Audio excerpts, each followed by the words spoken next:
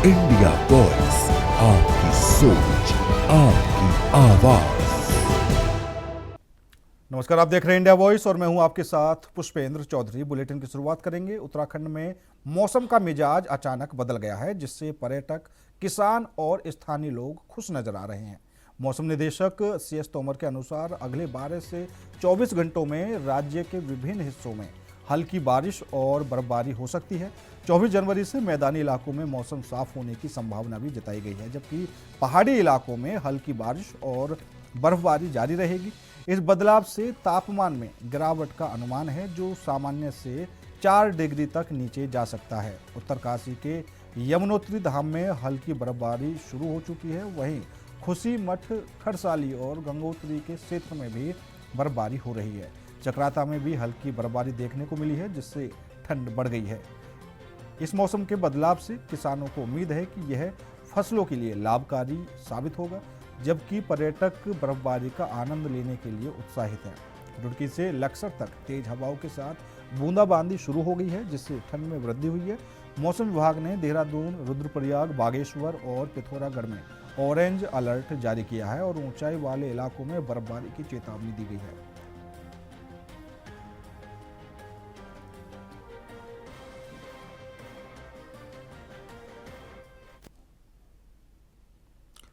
मुख्यमंत्री योगी आदित्यनाथ ने सभी विभागों को निर्देश दिए हैं कि अनावश्यक नियम हटाए जाएं और आम नागरिक और उद्यमियों को भरोसे पर आधारित प्रशासन मिले।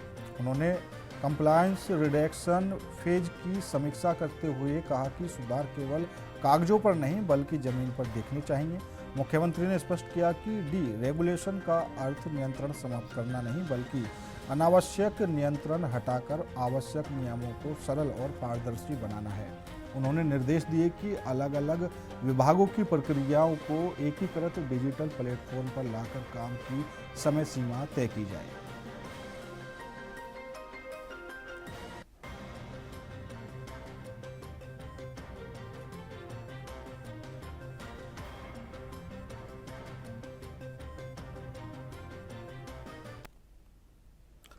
लखनऊ में सपा कार्यालय के बाहर होर्डिंग लगाई गई है और शिवपाल यादव के जन्मदिन की बधाई भी दी गई है। 27 का रन चाचा का प्रण नाम से ये होर्डिंग लगी है। वहीं सपा नेता मोहम्मद इखलाक ने ये होर्डिंग लगवाई है, जो अब चर्चा का विषय बन गई हैं। तो शिवपाल यादव के जन्मदिन पर ये होर्डिंग लगाई गई हैं, जिसमें 2027 चुनाव को लेकर भी लिखा है कि 27 का रन और चाचा का प्रण। अखिलेश भैया रच रहे इतिहास का संग, समाजवाद की नई है तार, गूंजे नभ धरती पाताल। तो होर्डिंग लगाकर शिवपाल यादव को जन्मदिन की बधाई दी और सीधे तौर पर 27 के चुनाव को लेकर भी सीधा संदेश दिया है।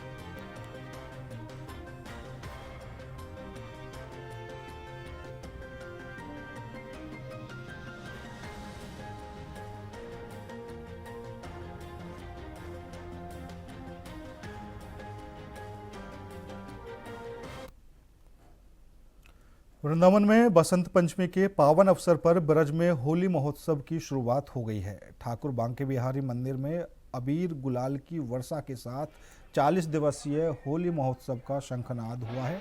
सुबह से ही मंदिर के बाहर देश विदेश से आए श्रद्धालुओं की भारी भीड़ देखने को मिली। जैसे ही श्रृंगार आरती संपन्न हुई, सेवायत गोस्वामियों ने ठाकुर जी के चरणों का गुलाल भक्तों पर छिड़कना शुरू कर दिया। मंदिर प्रांगण में रंगों की बौछार हो गई। भक्तों का उत्साह चरम पर था और मंदिर परिसर बांके बिहारी लाल की जय और होली है के जय घोष से गूंज उठा। प्रशासन ने सुरक्षा के कड़े प्रबंध किए और श्रद्धालुओं की भीड़ को नियंत्रित करने के लिए अतिरिक्त पुलिस बल तैनात किया गया है।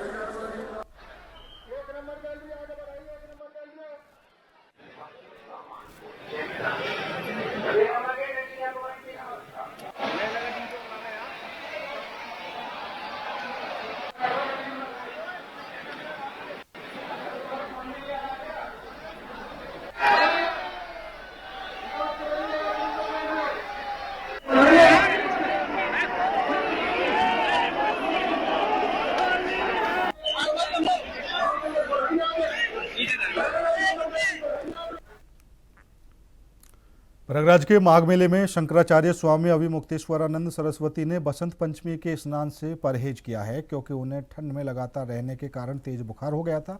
हालांकि उन्होंने भक्तों को दर्शन दिए, लेकिन काफी देर बाद मीडिया से बात करते हुए स्वामी ने सरकार के मंत्री द्वारा उनकी आलोचना पर नाराजगी जताई और कहा कि भगवान उनकी बात सुन रहे हैं। इस दौरान आम आदमी पार्टी के नेता संजय सिंह भी स्वामी से मिलने पहुंचे और योगी सरकार पर तंज कसते हुए शंकराचार्य का समर्थन करने का ऐलान किया।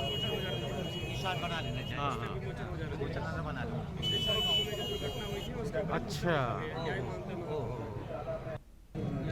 ऐसा है कि हम जो बाहर बैठे हैं ना, तो पूरब की हवा जब चलती है उससे शरीर में ऐंठन होती है और बुखार हो जाता है। तो वो हो गया था, हमने दवा भी ले ली है और ओढ़ करके बैठ गए हैं। अभी राहत है, कोई समस्या नहीं। अच्छा महाराज जी, आज बसंत पंचमी का स्नान भी हो गया, आपके लिए ये सारे पल जो छूट रहे हैं पीड़ादायक तो है ना? ऐसा है कि पीड़ा तो अब जीवन भर के लिए जो घाव दिया गया है वो रहनी ही है। समस्या ये है कि उस पर मरहम भी नहीं है। खबर मेरठ से है, जहां मुख्यमंत्री योगी आदित्यनाथ ने सरदना मेरठ में निर्माणाधीन मेजर ध्यानचंद राज्य खेल विश्वविद्यालय का निरीक्षण किया।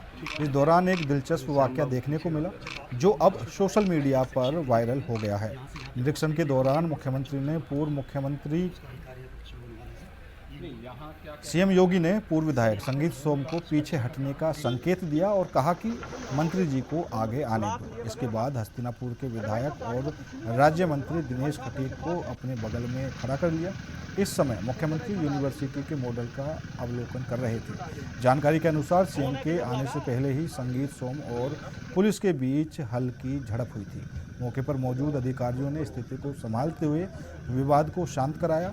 सोशल मीडिया पर दोनों वीडियो तेजी से वायरल हो रहे हैं, जिसमें निरीक्षण के दौरान का यह मजेदार और राजनीति से जुड़ा पल दिखाई दिया।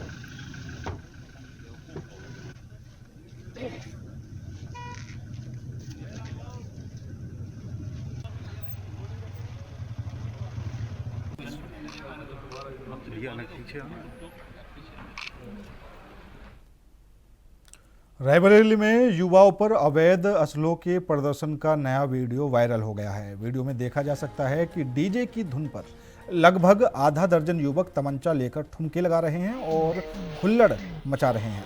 सोशल मीडिया पर वीडियो आने के बाद लोगों में कई तरह के सवाल उठने लगे। आते कहां से हैं ये असले? क्या जिले में कोई अवैध कारोबार चल रहा है या बड़े तस्करों द्वारा सप्लाई की जा रही है? पुलिस जांच में यह वायरल वीडियो जगतपुर थाना क्षेत्र के ग्राम सभा पारी का बताया गया है। रायबरेली पुलिस ने अपने आधिकारिक सोशल मीडिया ग्रुप पर पुष्टि करते हुए कहा कि यह वीडियो पुराना है और फरवरी 2025 का है। वीडियो के वायरल होने से जिले में सुरक्षा और अवैध असलों के नियंत्रण को लेकर चर्चा तेज हो गई है।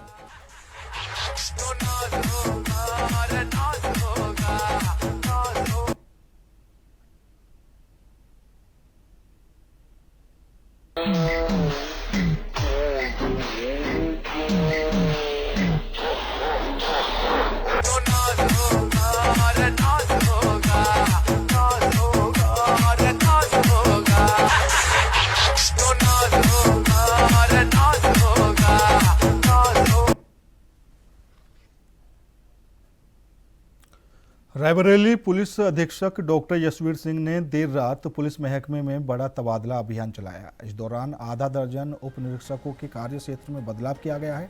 3 दरोगा और लाइन हाजिर किया गया है, जबकि 3 अन्य दरोगाओं के कार्य क्षेत्र में फेरबदल किया गया है। एसपी की इस सख्त कार्रवाई में पुलिस महकमे में हड़कंप मच गया है। उनका उद्देश्य जिले की कानून व्यवस्था को मजबूत करना और सुरक्षा में किसी भी प्रकार की चूक करने वालों पर कड़ी कार्रवाई करना है। इस कदम को पुलिस प्रशासन ने अनुशासन कायम रखने और कार्य कुशलता बढ़ाने के लिए उठाया गया है। एसपी ने तबादला एक्सप्रेस चलाया।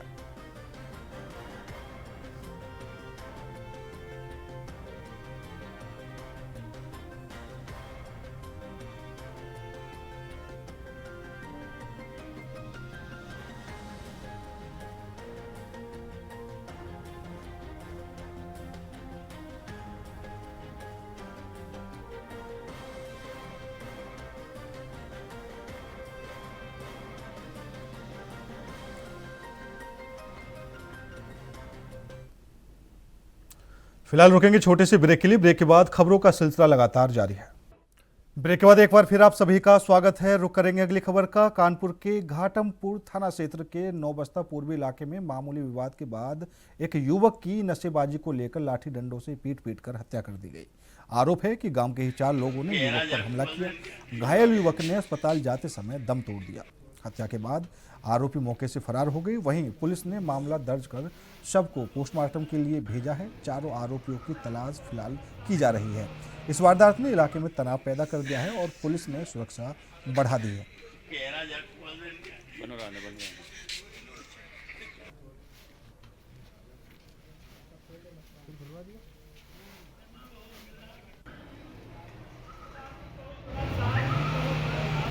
दिनांक 22 जनवरी 2026 को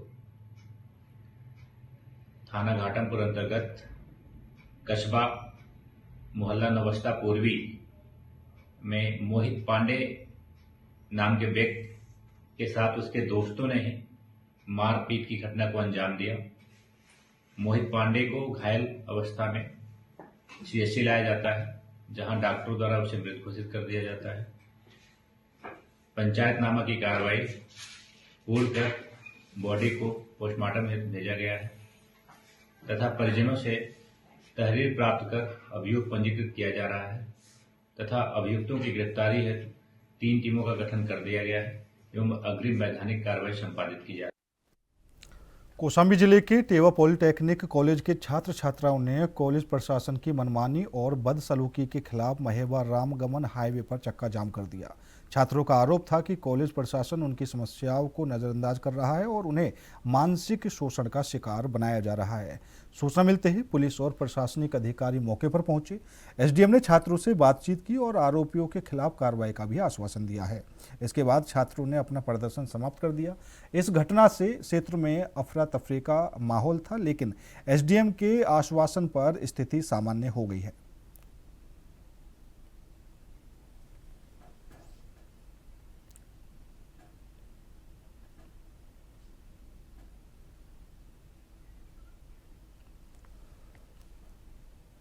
नोएडा में एक बार फिर स्कूल को बम से उड़ाने की धमकी मिली है। सेक्टर 168 स्थित शिवनादर स्कूल को एक बार फिर बम से उड़ाने की धमकी मिली है।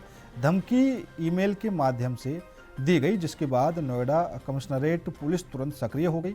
पुलिस ने स्कूल परिसर में सर्च अभियान शुरू किया और बम डिस्पोजल स्क्वाड की मदद से जांच शुरू की। साथ ही पुलिस बल, बम squad, fire brigade, dog squad और BDDS टीम को मौके पर तैनात किया। इस दौरान साइबर टीम की प्राप्त ईमेल की तकनीकी जांच कर रही है। फिलहाल स्कूल में सुरक्षा बढ़ा दी गई है और स्थिति का बारीकी से जायजा लिया जा रहा है।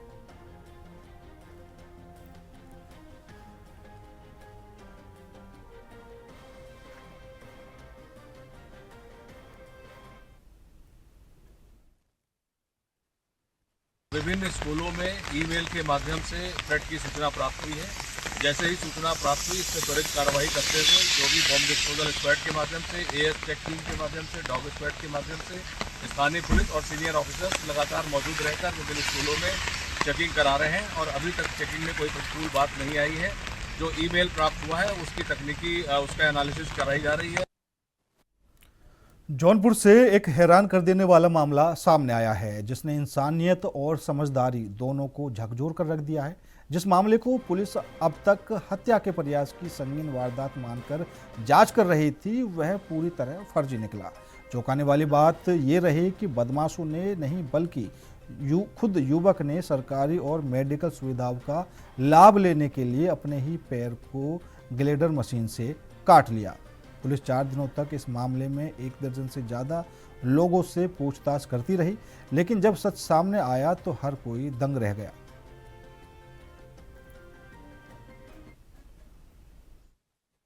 दिनांक 18/1/26 को सुबह लगभग 9 बजे हमारे यहाँ पे एक सूचना आई थी। थाना लाइन बाजार क्षेत्र में नीलपुर ग्राम में आकाश भास्कर नाम का व्यक्ति है, उसने सूचना दी कि मेरे भाई सूरज भास्कर को कोई सुबह 4 बजे आकर के मारपीट करके गया है और उसके पैर का पंजा काट दिया गया। इस संबंध में सूचना प्राप्त होने पर थाना पुलिस द्वारा तत्काल कार्रवाई करते हुए हत्या के प्रयास का मुकदमा दर्ज किया गया था और उसके बाद से हमने अपनी विवेचना शुरू की। इस दौरान पीड़ित को उपचार के लिए पहले सदर हॉस्पिटल इसके बाद BHU ट्रॉमा सेंटर और वर्तमान में पार्क हॉस्पिटल जौनपुर में इलाज प्राप्ति हो रही है और पीड़ित की अब हालत स्टेबल है। इस दौरान जो हमने विवेचना की और हमने पाया, पहले जिन व्यक्तियों पर पूछताछ करने और जिन व्यक्तियों पर आरोप लगाया जा रहा था उन सभी से पूछताछ इत्यादि करने पर हमें प्राप्त हुआ कि किसी बाहरी व्यक्ति की इसमें संलिप्तता नहीं है। इस चीज़ को कोरोबोरेट करने के लिए हमने इलेक्ट्रॉनिक एविडेंस इकट्ठा किया, CDR, टावर डंप और जो BTS एनालिसिस किया। उसके आधार पर जो हमारी विवेचना में निकल के आया कि यहाँ किसी अन्य व्यक्ति का आवागमन हुआ ही नहीं। और जिस तरह से सूचना बताई गई थी कि सुबह 5 बजे पीड़ित ने अपने घर में फ़ोन किया कि कोई लोग मुझे मार करके चले गए हैं और तब उसकी सूचना पे घर वाले वहाँ पर पहुँचे हैं। पीड़ित द्वारा बताया गया था कि ये रात में 12 बजे घटना हुई है। इससे 12 बजे से और सुबह 5 बजे तक के समय में हम लोग ये कोऑपरेट नहीं कर पा रहे थे।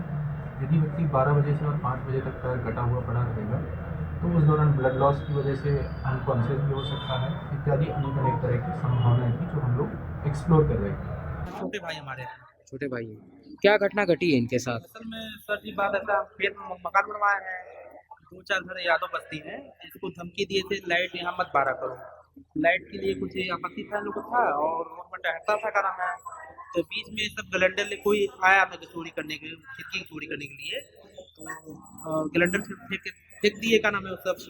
उसके बाद ये भागे का नाम है। 10-12 दिन बाद शनिवार क्लास का नाम है सोया हुआ था, इसको पहले मारे बेहोश कर दिए, मारने के बाद इसका पैर काट दिया गया ग्राइंडर से। दुर्घटना हुई है। ग्राइंडर से पैर काटा गया हाँ, है? ग्राइंडर से पैर काटा गया। अभी क्या स्थिति है? अभी स्थिति देखिए, अभी डॉक्टर आए नहीं है। डॉक्टर आ जाते तो होता हम लोग को बनारस दिखा देते इलाज करने के लिए। तो आपको कब जानकारी हुई कि इसका पैर काटा गया है? कैसे? छोटा भाई बता रहा 12:30 बजे का आसपास की घटना है। ये हमें लगता है 3:30-4 बजे फोन किया है। भाई लगते हैं पड़ीदार से गांव के हैं, तो वो आए दौड़ते दौड़ते बताएं ऐसा समस्या हो गया था। हम लोग गए तो गाड़ी था हमारे बगल में था, तो उसी में बैठा कर पहले अस्पताल ले गए, तब यहाँ सदर आ गया। कानपुर के कल्याणपुर थाना क्षेत्र के कैलाश विहार इलाके में पुलिस की सतर्कता से चोरी की बड़ी वारदात नाकाम हो गई। चोर ने बंद मकान में घुसने के बाद पुलिस को देखकर दरवाजा अंदर से बंद कर लिया और धमकी दी, अगर अंदर आए तो गोली मार दूंगा। इस गंभीर स्थिति को भांपते हुए पुलिस ने अपनी रणनीति बदल दी। कुछ पुलिसकर्मी चोर को बातचीत में उलझाए रहे, जबकि दूसरी टीम ने चुपचाप घर के अंदर प्रवेश किया और चोर को दबोच लिया। इस तुरंत और सूझबूझ से की गई कार्रवाई से बड़ा अपराध होने से पहले ही टल गया। चलो आ जाओ।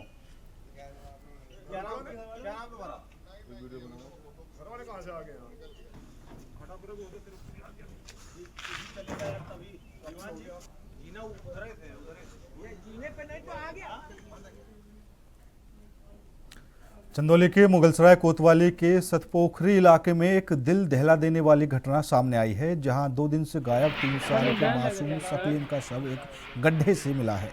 मासूम 2 दिन पहले अपने घर के सामने खेलते वक्त अचानक गायब हो गया था। उसके पिता की तहरीर पर पुलिस ने गुमशुदगी की रिपोर्ट दर्ज की थी और बच्चे की तलाश की जा रही थी।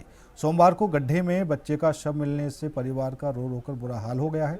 पुलिस ने शव को पोस्टमार्टम के लिए भेजा और परिजनों को समझा बुझाकर स्थिति को नियंत्रित किया है।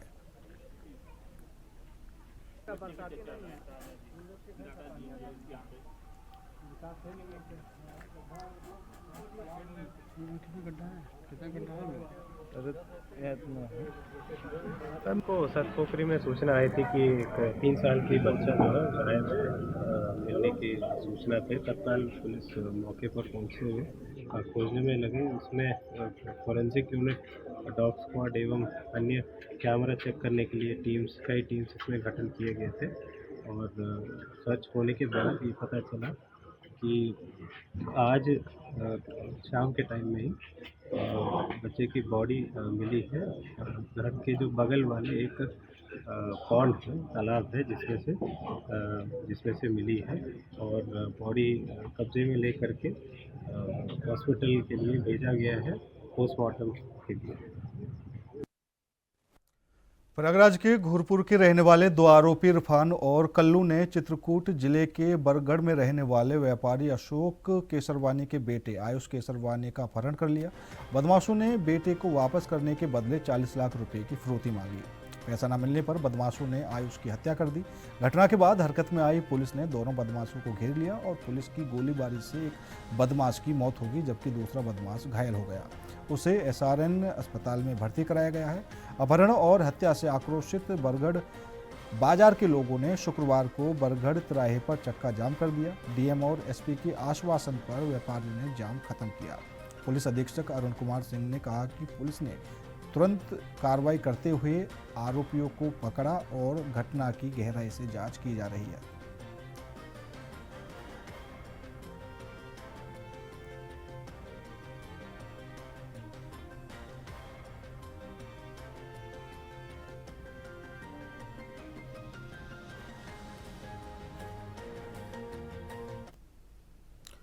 प्रयागराज के धूमनगंज इलाके में युवक की गोली मारकर हत्या करने का मामला सामने आया है। यह घटना नीमसराय क्षेत्र में उस समय हुई जब युवक का कुछ लोगों से झगड़ा हो गया था।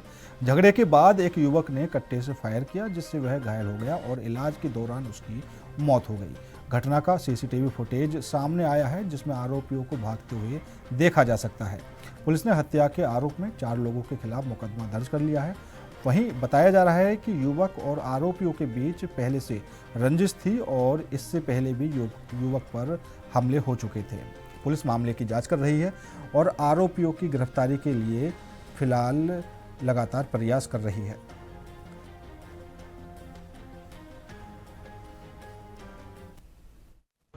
नीमसराय थाना धूमनगंज के अंतर्गत एक युवक को गोली लगने का मामला संज्ञान में आया। जैसे ही सूचना प्राप्त हुई, मौके पर थाना पुलिस व आला अधिकारीगण पहुंचे तथा तुरंत ही सर्विलांस टीम को एवं फील्ड यूनिट को बुलाया गया। जांच पड़ताल की गई तो यह तथ्य प्रकाश में आया, एक युवक जिसका नाम शमशाद है, वो अपने ही मोहल्ले के रहने वाले युवक जिसका नाम शाहरुख है, उसके साथ झड़प हुई थी। इसी झड़प में शाहरुख और उसके 3 अन्य साथियों द्वारा वाद विवाद हुआ एवं इसी दौरान शमशाद है उसे गोली लगी। जैसे ही उसे गोली लगी, मौके पर उसे एसआरएन हॉस्पिटल पहुंचाया गया, जिसमें दौरान उपचार उसकी मृत्यु हो गई है। मौके पर शांति व्यवस्था की स्थिति सामान्य है तथा अन्य वैधानिक कार्रवाइयाँ की जा रही हैं। अभियुक्तों की गिरफ्तारी के लिए टीम का गठन कर दिया गया है तथा जल्द ही गिरफ्तारी सुनिश्चित की जाएगी। फिलहाल मेरे साथ इस बुलेटिन में इतना ही। बाकी देश और दुनिया की तमाम खबरों के लिए देखते रहिए इंडिया वॉइस।